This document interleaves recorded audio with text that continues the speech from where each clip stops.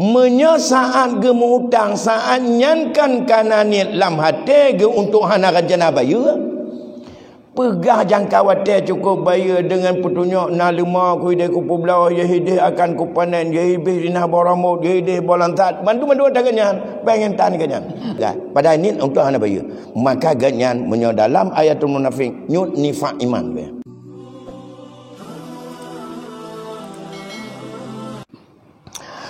Baik, menyangkut dengan hutang piutang menyo dalam hukum perdata atau di dalam hukum kemasyarakatan atau dalam hukum sosial, memang takalan berkaitan dengan utang piutang antara satu orang dengan orang lain itu cukup lunak hukumnya, resikonya cukup lunak.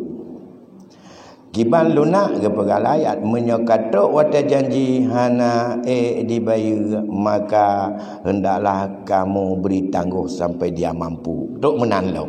Hana tengok tajak persoalan tegedi urunnya sulit.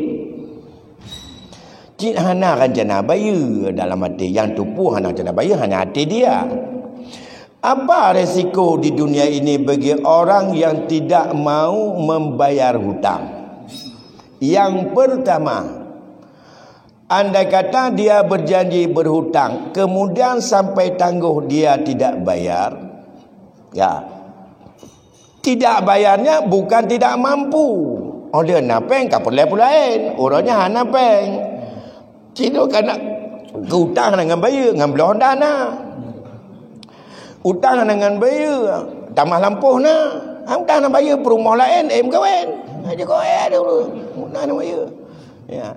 Yang kiban, pun resiko di dunia. Resiko di dunia, dia adalah termasuk orang bohong, dusta. Kalau demikian, dia itu adalah orang daripada ciri-ciri daripada tanda munafik. Munafik. Kalau ciri munafik, dia termasuk pelaku dosa besar. Kalau pelaku dosa besar, dia tidak boleh jadi saksi dalam akad nikah. Pasal dia pakai orang lagi yang ke tak hati akad nikah. Ana ade demam yang tingkat wali mungkin nak kawul katanya dia walaupun galam adik asal gatnya urang ka mursyid kagetem taubat walaupun hana dapreh masa istibrak situn kajut. Tapi punya dua saksi wajib adil. Salah satu adil tidak melakukan. Bahkan kalau kita lihat dalam hadis ayatul munafiqi salasun iza wa'ada akhlafa, itu kan ada tenggang waktu ada. Dia untuk ikhtilafnya menyesaat gemutang saat nyankan kana niat lam hati ge untuk hana rencana bayar. Pegah jangka wadah cukup bayar dengan petunjuk na lima ku ide ku pulau yahidih akan ku panen yahidih dinah baramut yahidih bolantat mandu daganyan pengen tan ganyan. Enggak nyan tapi wadah kemudian nyan kepu ke pengadanya madu untuk beryakin apa hijuk tak pada ini untuk hana bayar. Maka ganyan menyo dalam ayatul munafik nyut nifaq iman be. Nifaq iman. Jadi orang yang dia gemu janji tapi dengan berbagai kondisi janji nyo insyaallah le Mekah untuk kalau bayar. Pak ke Mekah nyan diganyan abe kena wearing padi. Pak ke Mekah nyan ia raya kabeh bro. Memang hanangan bayar, bak rencana kena bayar.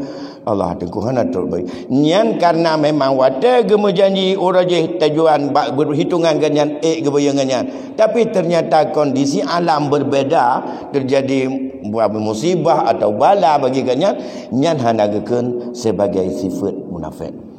Yang geken munafik iza wa'ada akhlafa, dia munafik benar.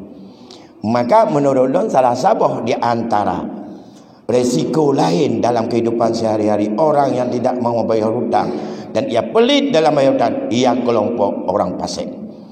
Karena dia melakukan perbuatan munafik, kemampuan tidak pernah ada keseriusan. Maka Nabi gepelih draga. Ad-dainu dainani. Utang itu dua macam. Orang yang berhutang ada niat untuk bayar. Wa ana waliyullah. Tanpa meninggal hantang oi bayar. Negara wajib bayar kalau negara Islam. Baitul mal bayar.